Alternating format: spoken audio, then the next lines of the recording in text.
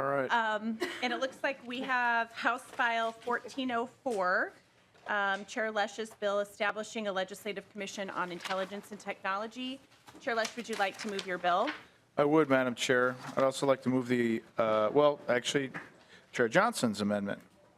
All right, let's start with moving the bill first. So Chair Lesch moves that House File 1404 be recommended to be re-referred to the Government Operations Committee. And then Chair Lesch should like to move Johnson's amendment, the A1, or Representative Johnson, you are here. We'll move it. I am Would here. you like to move your own amendment? Yes, I'd like to move the A1 amendment, which makes this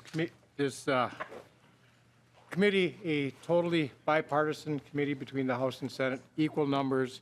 It's an important committee, I think, and it needs to be done in a bipartisan way. Thank you, Representative Johnson. Any discussion of the A1 amendment?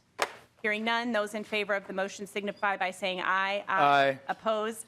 The motion prevails. The amendment is adopted. Chair Lesch, please tell us about your bill. Thank you, Madam Chair. So this bill is a product of 17 years of watching different technologies come down the pike, and then the legislature, we are the body that has absolute oversight over all local governments and local government officials that carry out their functions or duties in the state of Minnesota, finding out after the fact, sometimes years after the fact, that a certain type of technology has been used, and having to find a way to put the genie back in the bottle or provide some guidelines or parameters for how it's used. There has not been the greatest demonstration of responsibility or recognition of the ramifications of those technologies by these local governments due to the fact that it should have been known that, for one example, is that all the data collected by these technologies is public data, unless this committee sets a data set and classification on that data.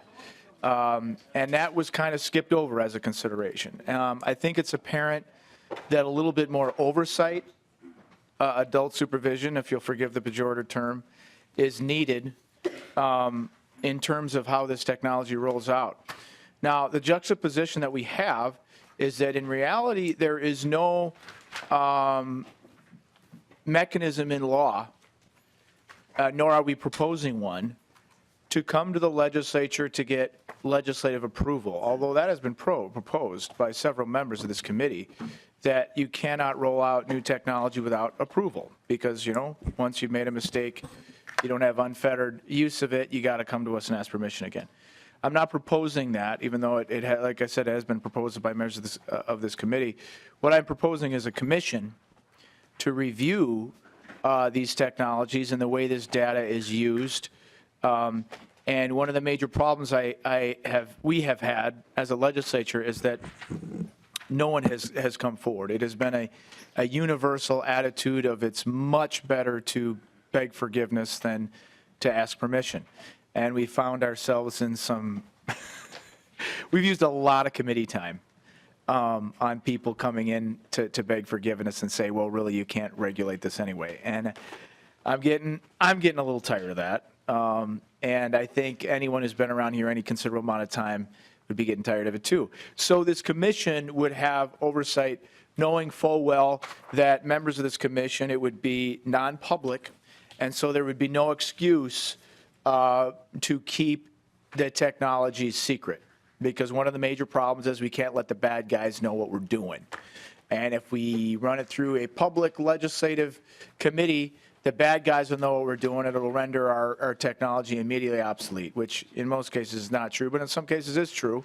And so hence the way that we structured the commission. So that's the reason for it. It is modeled a little bit after the federal select committees on intelligence in the U.S. House and the U.S. Senate. And for obvious reasons, those committees came into being in the 1970s from the fallout and blowback of the Pentagon Papers. members. There was a lot of egg on the face of Congress in the 1970s with the revelation of the Pentagon Papers, and they said we need some direct oversight. They knew the military folks were not going to come to them for the same reasons that law enforcement was not coming in our instance. And so they said, well, we'll have a secret committee whereby you'll be able to disclose this information to members of Congress who are duly exercising their legislative oversight duties under the Constitution, and we can try to achieve that balance. So I think it's a very fair model. But it honestly has not been heavily vetted. So I'm interested to having it vetted before this committee and see where we can go with it. Did we move the amendment? We did move the amendment. Okay, good. Okay. So I stand for questions. So do we want to do questions first? I think there's one person maybe with concerns that wanted to testify, or two. Why don't we get your testimony first, and then we'll do questions. So come on down.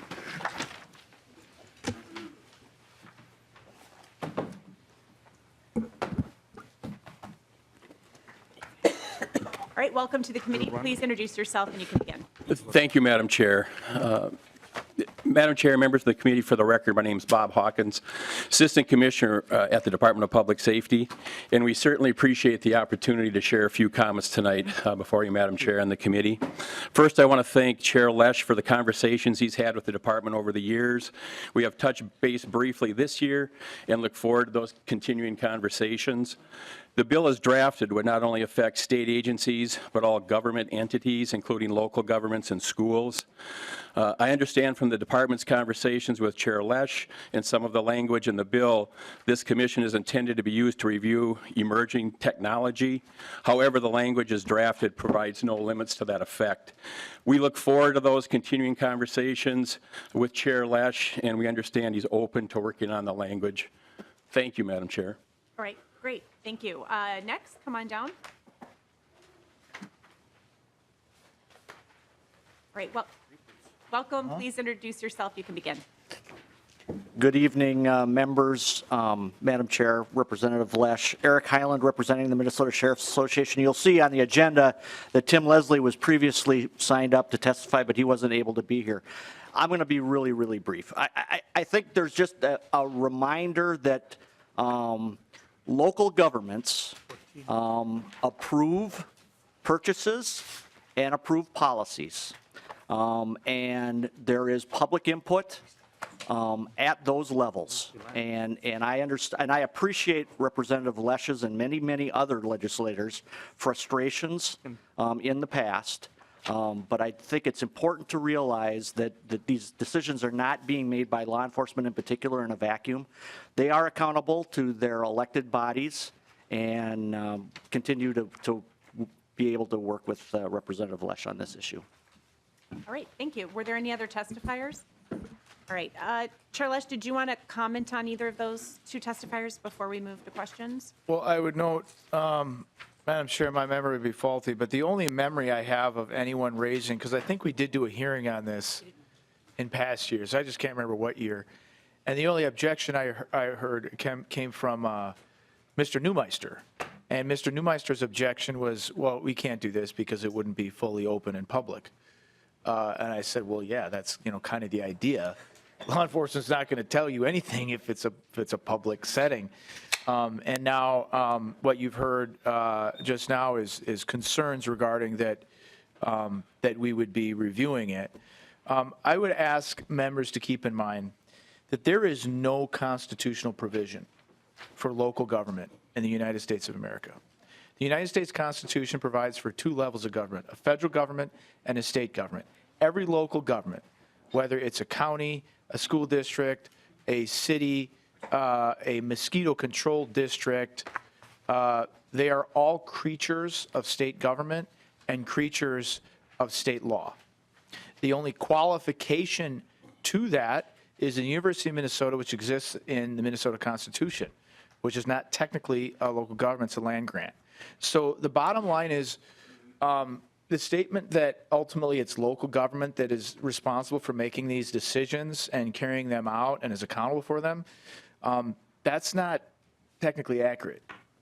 You're accountable for all of them because you are the overseeing authority for everything in the state of Minnesota, unless it's federal. You don't oversee Fort Snelling. You do oversee Camp Ripley because it's a state institution. However, it's run mostly by federal dollars. So there are some qualifications there. But in a sense, you're responsible for all this. So everything that happens with law enforcement in the state is under your charge. And right now, there has been really no accountability for it. It's been the Wild West. And because of emerging technologies, we've seen the drip, trickle out of having to deal with it repeatedly. And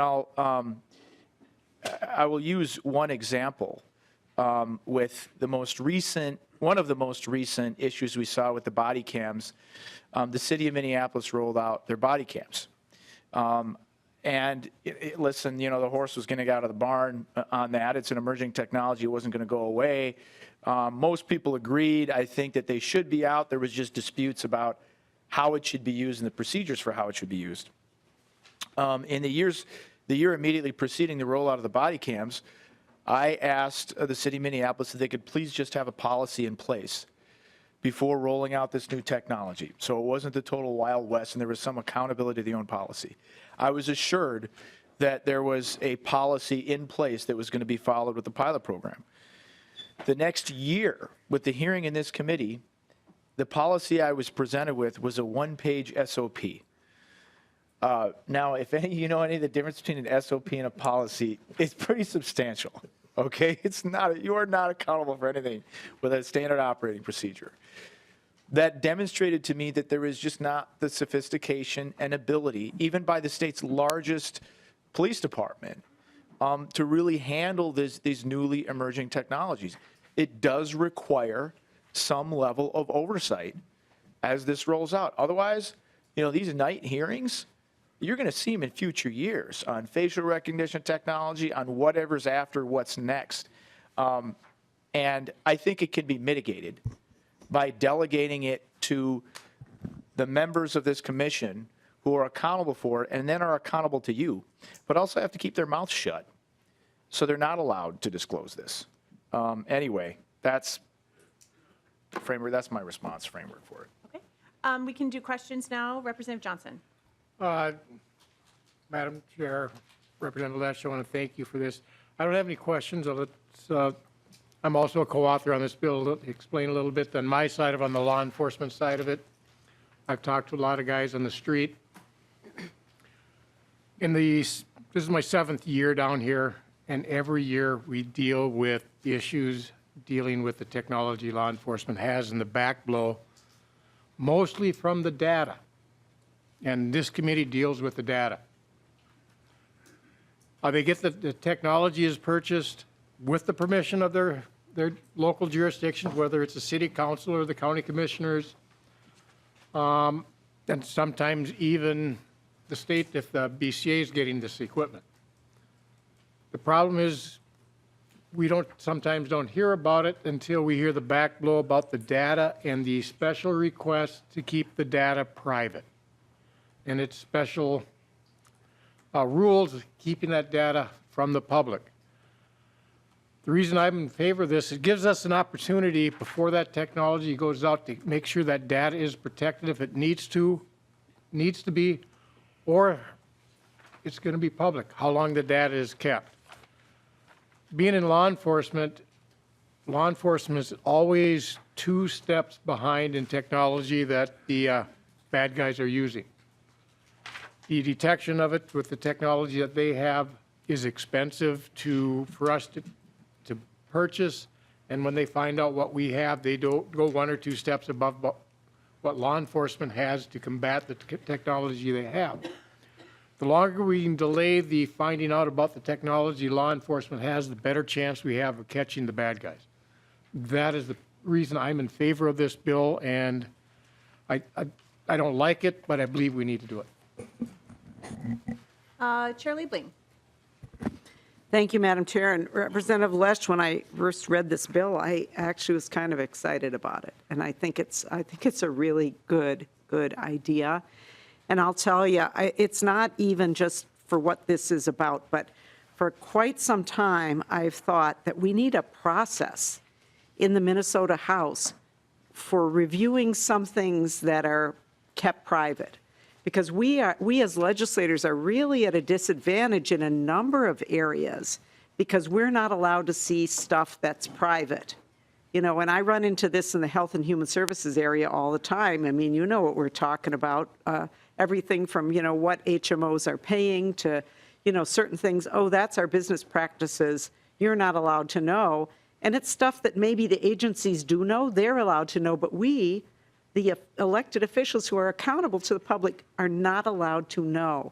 And so this, of course, is limited in its scope, but I think it's a good thing to try, see how it works. I had a discussion with Mr. Nobles, our legislative auditor, about this very topic like some years ago. I think it might have been around the stadium discussion, because there was data that he was able to review that we were not. And it just really frustrated the heck out of me, but there was nothing in law that allowed us to get that private information without then having it become public. So I really like this. The one concern I have, and it certainly wouldn't stop me from voting for the bill, is just about sort of the expansion of legislative expectations and responsibilities, because this is taking 8 legislators and putting them on this commission. And we do a lot of stuff around here where we'll put members on this and we'll put members on that. And I don't know if the speaker and the minority leader can even fill those commissions anymore. And I would just say, and I know members don't like to hear this, the public doesn't like to hear it, I think we need to go to a full year-round legislature, because there is work to do, and we are just not able to do it very well in this super compressed time frame that we have right now, and all of these expanding responsibilities of things where legislators are really needed to do this work, and yet it's just, when I look at things like this, I go, oh my God, how could I ever do that, you know, beyond this and do the service? And yet I know that we really have to do this kind of work. So those are my comments. I just really appreciate you thinking creatively and doing this kind of work. I think it's really needed. Well, thank you, Madam Chair and Chair Liebling. You know, I'd be lying if I say I didn't have concerns about going on this road either. I mean, the idea is that there's a principle that we're kind of losing our innocence a little bit by admitting to ourselves that something like this is necessary, right? Just like when the nation went through that after Vietnam with the Pentagon Papers, and then Watergate occurred as well, and it was all about information, what information was hidden, and a nation, at least it was said according to some social commentators, lost its innocence during that period because of that. I'm not sure that's totally true. I think we go through cycles of it up and down. But it is kind of the feeling that really, are we really going here? And after being here 17 years, members, I do think it's necessary. And it was that I read up a lot about that years ago when I first thought that something like this might be necessary, and saw a lot of the same concerns echoed on a national level in the 70s when they created the House and Senate Select Committees on Intelligence. So thank you for your comments. Chair Scott. Thank you, Madam Chair, and thanks, Representative Lesch, for this bill, or Chair Lesch, for this bill. I'm conflicted because I like sunshine, and I think that the contracts that law enforcement has with any provider of any company that's giving them ongoing, help with their data and those sorts of things, that's already public. It can be obtained through a data request. The same with any purchases that they make. Those can all be, we can find out about those now. Law enforcement isn't always real forthright in wanting to provide that, and we found that out with some of the providers in the HMOs, when really technically any contract that a private company has with the state of Minnesota is also subject to the Data Practices Act. But the HMOs was a specific carve-out. And I believe, didn't we, on that a few years ago, give them a 2-year moratorium on pursuing, making those public? And then there was some letter up to the federal government. It came back down, and this might be problematic to make those public. So I'm really conflicted because I think, at least with law enforcement, as far as that goes, I think we can get that data. And so I'm wondering if it might be kind of a middle ground to have the Data Practices Commission, since I think you're carrying the bill to renew that, I think Representative Lesch, or Chair Lesch. And I think there's an appropriation for a part-time staff person for that. But to get a staff person hired and that could focus on this kind of thing, that could inquire of law enforcement what they do have, and then have the Data Commission, take that up. But then, again, you're going, I guess what the Data Commission does with that is maybe what we would need to discuss, because I know law enforcement is not going to want that out there for everyone and their mother to see, but it is public information if anybody wants to find out now. So that's why I'm conflicted about this, and I don't know if you have any response to that, but that's kind of where I'm at. Madam Chair and Chair Scott, so I'm not adverse to that. There is a model for that, and that is the Capitol Security Commission that does go into closed session from time to time to discuss, I don't know, a certain security concern about, an air duct that a terrorist could climb through or something, and let's not have it public or whatever. So there's a precedent for that. Well, when they were discussing the Data Practices Commission, that was kind of former Representative Holberg's baby, and I had kind of been interested in having this be a piggyback on that, but her push in doing that was not really this. It was more about studying data practices as a whole and getting members up to speed on Chapter 13 and how we can really understand it in a very academic but important way. And it didn't feel like it was going to be the right fit at the time. I would have liked to have seen that happen, but there would have had to have been a separate provision in the Data Practices Commission enabling legislation that provided for closed sessions and that kind of thing. We wouldn't do. We could do that. I don't know if. And the other thing I would point out is that this proposal that I have today is, as you can see, opposed by both law enforcement and open government folks. Okay. All right. You're onto something. So, and the open government folks haven't testified today, but I can tell you, I know Newmeister hates it. Okay, because he thinks everything should be open. And I know that the open government advocates also kind of see the Data Practices Commission as their baby, and wouldn't necessarily want to kind of bastardize it with something like this. All that said, I wouldn't be adverse to that type of a solution.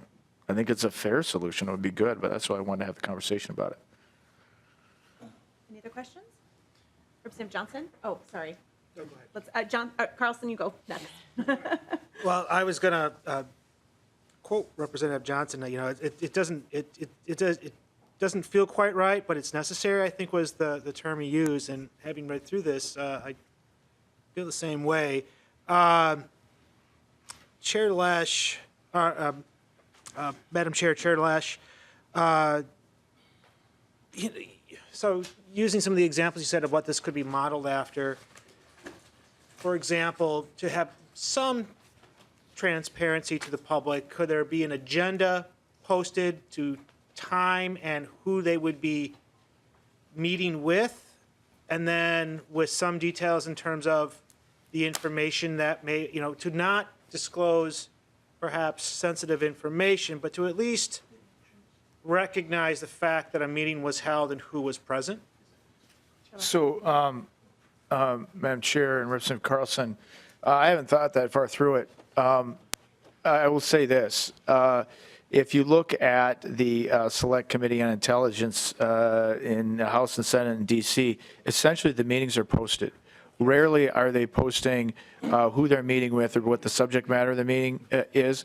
They will have some open meetings, the things that they can discuss, in open, in public, but they all have top secret security clearances and are cleared for that annually. My feeling about how this accountability piece would work would be this. If you're one of these 8 legislators that sits on this commission, you're sworn to secrecy, you cannot discuss it unless it is expressly authorized, okay? And then what happens is this, if this thing blows up, okay, if something blows up, if there's some big scandal in government, and you didn't say anything about it, it's on you, because you had the review authority of what happened here. You did have the opportunity as a member of this commission to raise a concern in open committee outside of what you heard, but request that there be either the OLA look into it or another agency look into it to determine what's happening without disclosing your confidence if you have concerns about that. That's how the accountability is going to work. And then if you didn't raise that question, when you see something coming down the pike that doesn't quite pass the smell test and you fail to do that, then guess what? It's going to be a live at 5 thing, 2 years down the road. And guess what? You heard it. You were on the commission right then, right? Did you discuss it? Well, yeah, okay. That's how the accountability piece works for me. And that's kind of how it works on the federal level as well. Well, I think Representative Johnson, you're next. All right. Chair Muller, Representative Lesch, I agree with you. It's a tough decision to make. It's and as you said, the open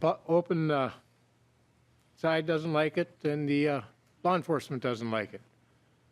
That makes me think it's probably the right thing to do. When neither side likes it, it's usually pretty good. Yeah, this is a serious issue that we have to talk about. We have some serious issues coming out. We have, with some of the things going on across this world that could actually happen here. So we do need to look at things and make sure that we do things the right way to make sure the citizens of this state are safe, and also that this commission would also be protecting their data. Chair Lesch. Madam Chair, I want to be clear too that, I don't know if I already said this, but the intent of this commission is that it's not a sign-off authority. Okay, it's not going to be as though if you want to deploy another type of technology or use of like a tactic or whatever, that you come to the commission and have to get that signed off on. I don't think that's appropriate, but nor is it even feasible. Like there's no way. I mean, that's like, it'd have to be like the PUC. It'd have to be like a full-time job. That's not what is being proposed. It's merely a review authority for, I don't know, things that come up. Representative Lucero. Thank you, Madam Chair. And as I was listening to Representative Carlson and the openness piece, and I understand that city councils or local government was mentioned, but I would just add to the conversation, if it hasn't been mentioned already, as a former city council member, we would have closed session. We would go into, well, and actually Rep. Carlson is a former council member as well. So we would go into closed session, and it would be very generic as to what the topic would be that's going to be discussed, but we'd be behind closed doors. And then afterwards, after whatever, if it's a lawsuit or whatever was being discussed was resolved, it could be months or years later, but after that was resolved, then the accountability piece came into play, because it would come out, all the details and, in fact, the recordings, if there were any, things like that. Yeah, I So was going to say that there still is a tape of what took place, just not made available to the public, but at least there is that testimony. That's a good point. That's a model that this could follow. And then, Madam Chair, the other piece that I would just add in, if it also hasn't been mentioned, I apologize, I was late, so I'll just be quick on this, that the status quo, as we're considering this as a commission, the status quo, I think, is a threat to open government, because there have been technologies that have been deployed, and this body, it doesn't find out for years later in some cases. So I think we should also take that into consideration, that if the goal is openness in government and transparency, this isn't necessarily the antithesis of that. So, thank you, Madam Chair. Thank you. Any other questions, comments? Yeah, go ahead. Thank you, Scott. Madam Chair. And one of the things that was mentioned was that the city councils and the counties and stuff, those local law enforcement entities, they're accountable to the people, and they have it's transparent and everything on that level. And I know that in our county, the sheriff only has to come before the county commissioners to get permission for a purchase if it's over a certain dollar amount. I think it's $25,000 or something. Well, you could purchase a pretty nice drone for 15. And case in point, and, Sheriff Stanek had a group of legislators out when they got a drone to give us a demonstration, and we were out in the field there by the offices, and they were showing us how it was used. And I said, well, Sheriff Stanek, did you go to the people of the city, the county commissioners or whatever, to get approval for this, or, what did the people have to say about it? Well, no, why would I do that? And I've never forgotten that. I was just really taken aback that it just seemed like that was just what they did. They acted as an island unto themselves, and I felt that was not appropriate. So I don't know what the answer is here, and I know that this has been a thought of yours for several years. And but anyway, I just wanted to offer that little information as well. Thank you. Any further comments, Chair Lesch? Madam Chair and members, this is a work in progress, and I appreciate the conversation. I think it's a good conversation. I think we need more, and we'll see what's shaking over at GovOps or wherever this is going. So we didn't say the motion quite right. It needs to go back to Ways and Means first. And so I think at this point, we need to amend the motion to recommend that it be re-referred to Ways and Means. We move to amend? Reconsider? Move to reconsider the motion. Can you amend it? You just amend it? Okay, what language do we need here? We are not parliamentarians. Okay, we're gonna do it the Lesch way then. Madam Chair, Okay, I move to reconsider the motion that it goes to GovOps. so to Ways. All right, all is in favor, say aye. Aye. Opposed? Motion prevails. So Madam Chair, I move that it goes to Ways and Means. It be re-referred to Ways and Means Okay, as amended. all right, so all those in favor that the motion as amended be referred to Ways and Means, say aye. Aye. Opposed? Motion prevails. Well, we just voted Really on the hope we bill did that then. right. That's the bill, What's so. that? You just say as amended. Yeah, we just moved the bill to. Ways and Means. That was going to happen anyway. I mean, that's fine, right? But, okay, well, Been a long night. It's been a really long day. yeah, that's okay. That's all right. All right, well, we'll see what's happening at Ways and Means. Thank you, Madam Chair.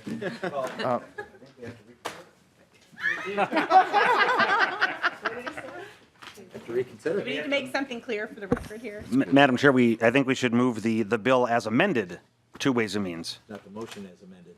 Oh, okay. All right, let's do that. Let's just Oh, we make did? sure that Okay. we're clear here. We're moving the bill as amended to the Ways and Means. All those in favor say aye. Aye. Opposed? Motion prevails. See that again. Okay.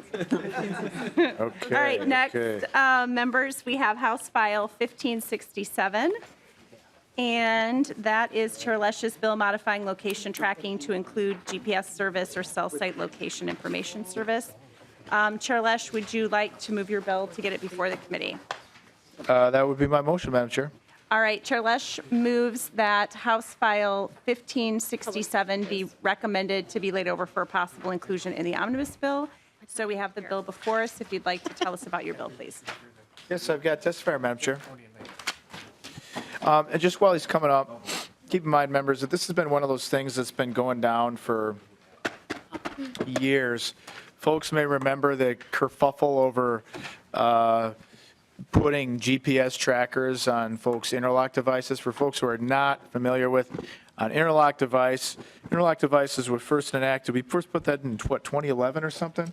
Interlock? 2007. Was it 2007? Holy cow, okay, whatever. And that means that once you get a DWI, rather than having to go down and get a work permit or not driving, you can get this interlock device put on your car and go, you know, and then the car starts up and I don't really know. I haven't had one in my car yet, but I think that's how it works.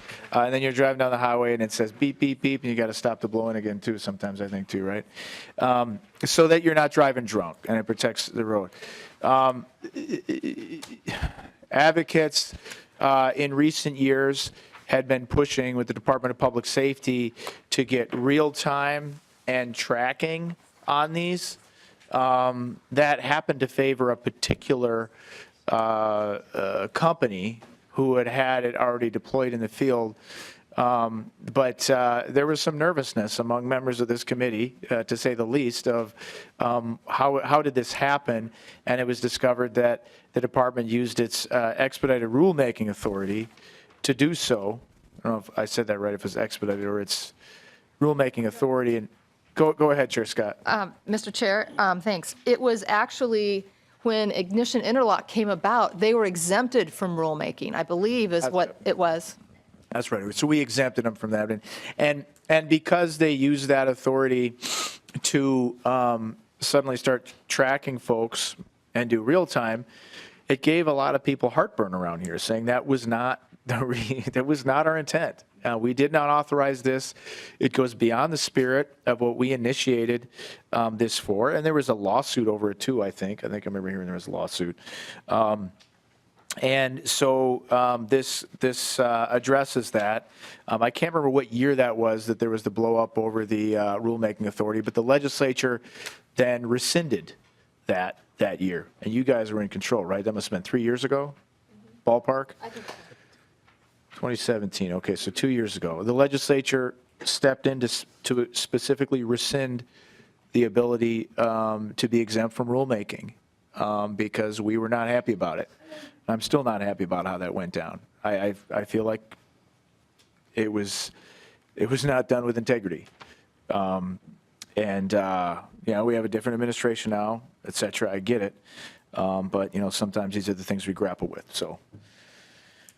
All right, and you have a testifier. I do. Go ahead and welcome, introduce yourself, and you can begin. Thank you, Madam Chair, members of the committee. My name's Ed Cohen. I'm one of the co-owners of Smart Start Minnesota, the only Minnesota-owned ignition interlock company. I've been involved in the ignition interlock industry for many years, and in fact, I was working on this long before I was ever involved with an ignition interlock company, simply as a private lawyer. In fact, there's likely no one in the state of Minnesota who's been involved in the ignition interlock program or the study of ignition interlock longer than me. I'm here to testify in favor of House File 1567 proposed by Chair Lesch. This bill will provide needed security to the private location data of many individuals who enter the ignition interlock program. This bill, as noted by Chair Lesch, is a clarification to legislation passed in 2017, which sought to prevent the creation of location data on participants in the ignition interlock program. The broad language of the 2017 legislation has been interpreted by the Department of Public Safety to allow the continued use of wireless systems which create this location data. This bill expands the definition to specifically include cell site location information, or CSLI, which is created through the use of wireless devices communicating with cell phone towers.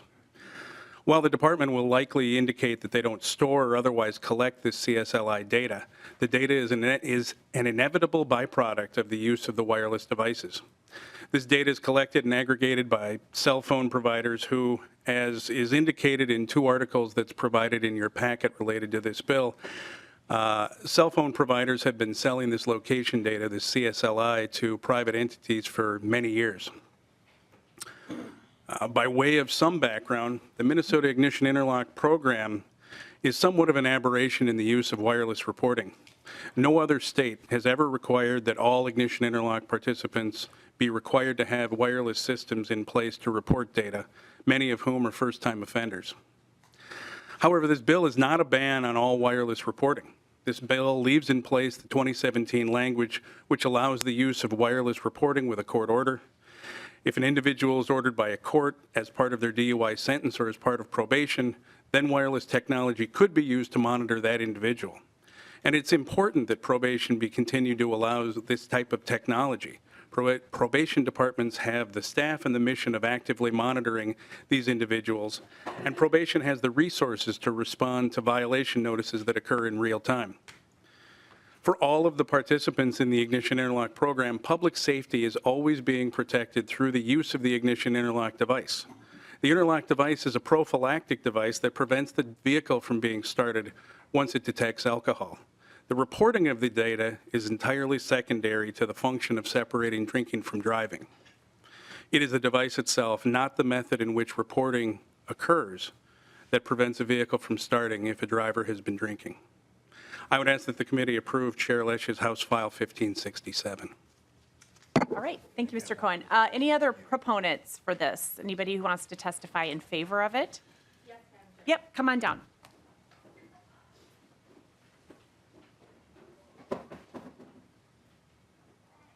Hi, welcome to the committee. Go ahead and introduce yourself and you can begin. Thank you. Good evening, Madam Chair and the committee. My name is Janelle Shannon. I'm an attorney at Johnson Becker. I'm one of the attorneys that was involved in the litigation that you're referencing regarding the GPS data. I'm testifying in favor of Bill 1567. I'd like to comment on the legal realities surrounding Bill 1567 and specifically problems that will result if Minnesota statute 171.306 subdivision 1C is not clarified to specifically include cell site information. First, and if you take anything away, please take this. The Supreme Court of the United States recently found as fact that cell site information is location information. It found this in Carpenter v. United States, a decision which was issued just last year, and it in 2018. And because cell site CSLI data is location data, and because the government cannot access this data without a warrant, the Supreme Court of the United States found that the federal government violated Timothy Carpenter's Fourth Amendment rights when it requested and received Timothy Carpenter's cell phone records, which included CSLI data from his cell phone company. They received those records without a warrant. The same thing is happening here as we speak. I know this, I've been involved in the litigation. These private manufacturers are collecting CSLI data. They're sending it to the state and they are violating Minnesotans, ignition interlock participants' Fourth Amendment rights on an ongoing basis. The reason, one of the reasons I believe that they're doing it is that the statute as written has the potential for being ambiguous. It doesn't specifically state that cell site location information, cell site information rather, is location tracking data. Please add this proposed language to the statute to clarify. As an attorney, it's always very much appreciated. If it's not clarified, there will be litigation over the scope, potentially, of location tracking capabilities. And in fact, the fact that this language is proposed, and in the future, if it's denied, could be used by an attorney to support the argument that cell site data was not intended to be incorporated or included in the scope of location tracking capabilities. Now, in addition to legal reasons, there are other practical reasons why this statute must be clarified. First, in addition to cell site CSLI, I'll just say data, private ignition interlock manufacturers collect participants' name, address, phone number, driver's license number, social security number, address, and their photo. Right now, under the current state of the law, as articulated by the Minnesota Court of Appeals last year, all of that information, that exchange between the private manufacturers and the state is going on wholly outside of the data protections of the Minnesota Government Data Practices Act. The Supreme Court found, or the Minnesota Court of Appeals found that the government was not collecting data. The private manufacturers were collecting, not the government, and thus this data is not within the purview of the MGDPA. What does this mean? Also, that there was no ability for the state and the manufacturers to contract to bring it within the privatization subdivision 11 of 13.05. So what does that mean? These companies can collect and amass huge amounts of data and sell it. We all know that data is incredibly valuable. There is nothing that is preventing them from doing this. I know that companies find, maybe what I've been Googling to be valuable data, I cannot imagine how valuable they would find my actual location and exploiting that and being able to sell that. And additionally, if the state is operating as if this data is under the MGDPA and it's public, then there are the same safety concerns as there were with the GPS data. You don't want perhaps a vulnerable individual to be targeted, have their safety put in jeopardy because their location is potentially public. This can be remedied by not collecting the cell site location information in the first place by clarifying the act. I would like to thank in closing the authors of this bill for realizing that clarification of section 171.306 is needed and for proposing the clarification. I'm open to any questions and I support this bill. All right, thanks. Looks like we do have questions, but let's get all the testifiers, if you don't mind, just sticking around. And I think anybody else in favor of the bill to testify? And I think we have some people with concerns, so come on down.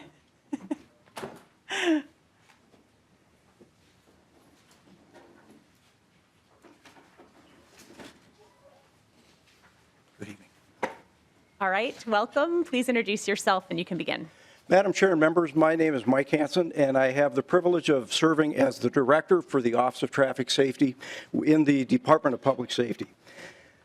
At the Office of Traffic Safety, our mandate is traffic safety, obviously, and preventing needless tragedies from occurring on all Minnesota roadways.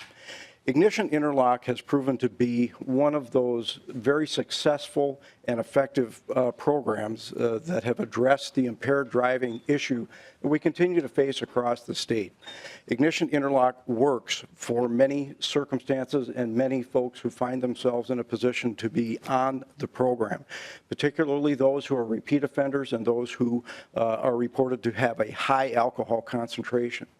The Department of Public Safety has some concerns with the legislation as written that it will have a detrimental effect on the effectiveness of the Ignition Interlock program as it stands today.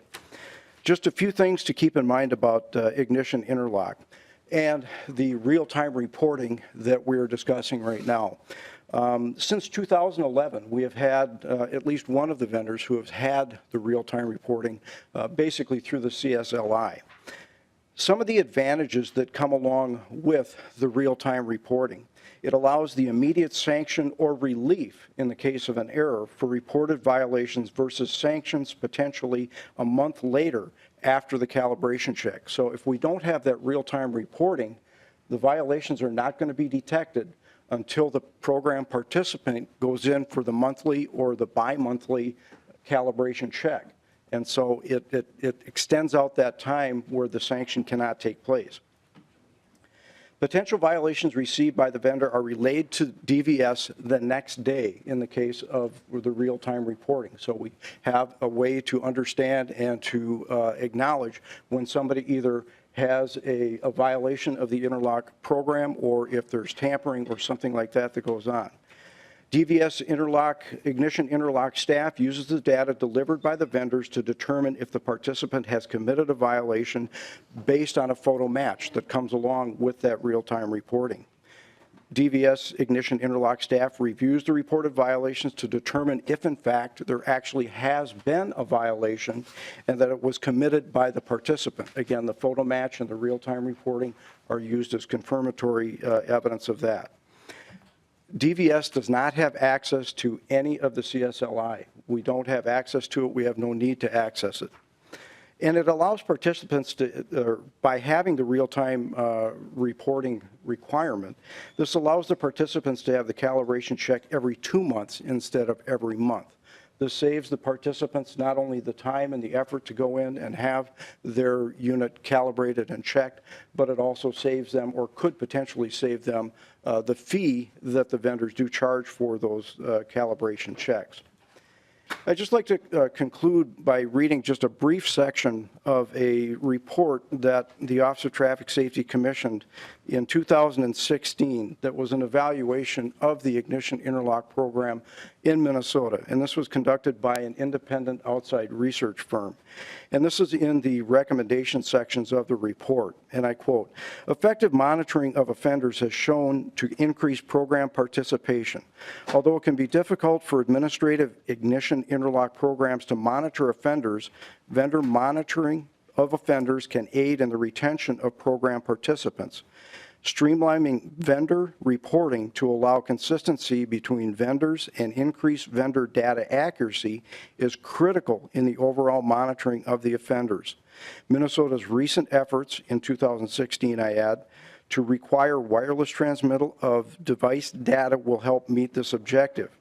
Having near real-time data will help identify participants with a high failed test rates early and provide time for additional intervention as they are less likely to successfully complete the interlock program."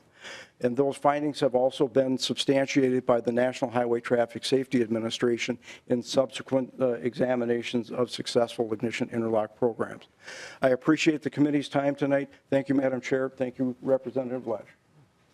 All right, thanks. We have several questions. I just have one, too. Oh, there's another opponent, too. Let me just ask this while you're coming down, and maybe it's not understanding how ignition interlock works exactly. So if there's a violation, the machine itself functions so that the car can't start. Is that correct? Well, if there's a violation, it will be recorded in the ignition interlock device. If the alcohol concentration is above a certain threshold, I believe it's 0.02%, it will not allow the car to start. If it's one of the rolling checks that takes place, it will record that violation, and then I don't believe it'll allow the car to restart at that point as well. And so then wouldn't the person have to do something? Who do they contact then if that happens? Then they would have to go through the vendor, and then they would have to have the calibration checked or have the system reset, is my understanding. And then would you be getting that information at that point when they go to the vendor? That would be reported from the vendor to Driver and Vehicle Services, yes. Okay. All right, thank you. We've got one more testifier here. All right. Welcome back. Please introduce yourself.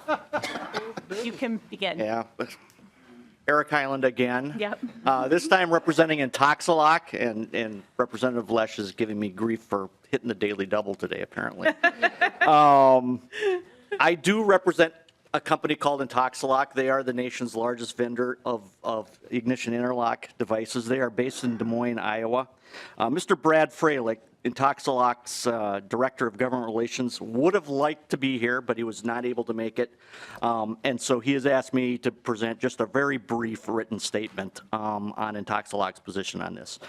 Intoxalock, the largest of 6 certified Minnesota ignition interlock vendors, opposes House File 1567. Interlock providers are currently required to send BAC, blood alcohol content data, and associated digital images in real time via cellular service to the Department of Public Safety in accordance with administrative rules. 5 of the 6 Minnesota vendors currently comply with state requirements. This real-time reporting allows the department to monitor offenders and to take action swiftly when there are violations. The cellular connectivity also allows participants who are in a lockout status to call the vendor and have the device unlocked, so they may use the device again after taking a required test. If this legislation were to pass, the participants with a lockout from a legitimate violation would be forced to have the vehicle towed to a service center to have the device reset. As with the GPS data that we've talked about previously, that was banned from being recorded by legislation in 2017, location data derived from cellular triangulation is not sent to DPS. There is no need to, as is like the GPS data. The department does not and never has requested such data. The only results of the breath testing and the images associated with it are transferred. The collection of location data via GPS was recently subject to a lawsuit alleging that its collection violated the Minnesota Government Data Practices Act. The 4th District Court ruled that the Minnesota Government Data Practices Act does not apply And this was affirmed by the Minnesota Court of Appeals. Signed, Brad Freilich. So any questions, I'm happy to answer them. Thank you, members. All right, so we do have a list of questions here. Representative Lucero, you're up first. Thank you, Madam Chair, and I guess it was to the attorney who was part of the lawsuit. Yep, Ms. Shannon, come on back down, please. And the question I would have, if you could just remind the committee, what was the Supreme Court vote of that ruling? Was it 6-3? Was it Come on 5-4, back okay. down. Or, sorry. 5-4, Madam Chair. 5-4? thanks. Okay. Got it from my attorney. Is that all you needed? And then I was, so then, not a question, but a comment. Okay. I'm definitely intrigued with some of the remarks that you had and the last testifier that was just up here in regards to this, the rule, court ruling about this stuff not falling under data practices. I'd very much be interested in picking your brain and hearing some ideas that you might have for other legislation, because as I'm reading this in lines 1.7, 1.8, existing law is this definition that we're changing. It reads, as used in this section, the terms of this subdivision have the meaning given to them. So this applies obviously only to interlock. And I think that this is an important expansion of the definition for other areas of Minnesota law. So I would encourage you to please reach out to my office, because Yes, absolutely. We can schedule that after the meeting if you'd like, very much. Madam Chair, first of all, Mr. Cohen would like to be heard on, in response to a couple of the items that were raised. I did want to point out, after your shrewd line of questioning about the fact that you were accountable immediately afterwards if you had a violation, under the previous system anyway, or in the current systems for Smart Start. Members, the allegation that the Department of Public Safety does not collect location data, nor does it need the location data, is belied by the fact that just having the data out there means it's available. And mark my words, if this system is allowed to continue, they will have it at some point. They absolutely will. Just look at the FBI and the San Bernardino shooter's phone saying Apple needed to provide a backdoor because it was there. If the data exists, there will be a reason to go get it on everyone at some point. And we have to be aware of that, because eventually the horse is out of the barn, and this committee is chasing after that horse, just like we are off the other technologies that we've had come down the pike in the 10 years. But if I can have Mr. Cohen speak to some of the other items. Go ahead, Mr. Cohen. Thank you, Madam Chair and members of the committee. Just a couple of points that I heard from some of the other testifiers that I'd like to clarify a little bit. The department states that the data comes in immediately, and while there is a grain of truth to that, it is not data that the department acts on. Data that the department gets that they act on comes in a day or two following an incident.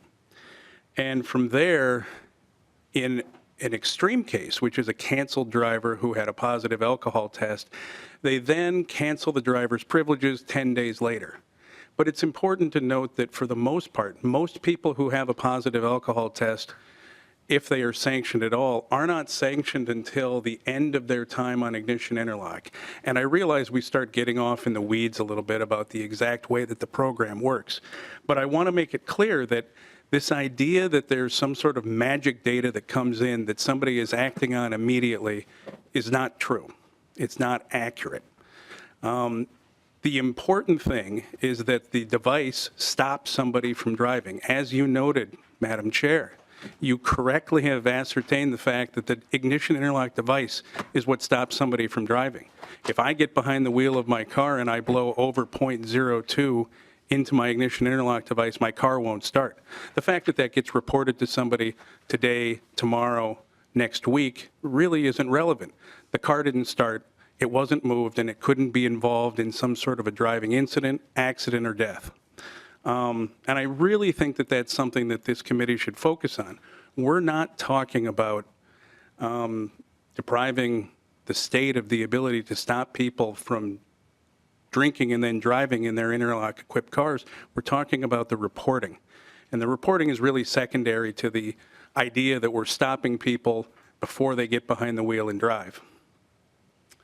One last thing with the testifier on behalf of Intoxalock, and I just want to clear this up. Sometimes people focus on things like this. He indicated that somehow if we don't have a wireless system, that drivers are going to be stuck with a car that has to be towed to a service center.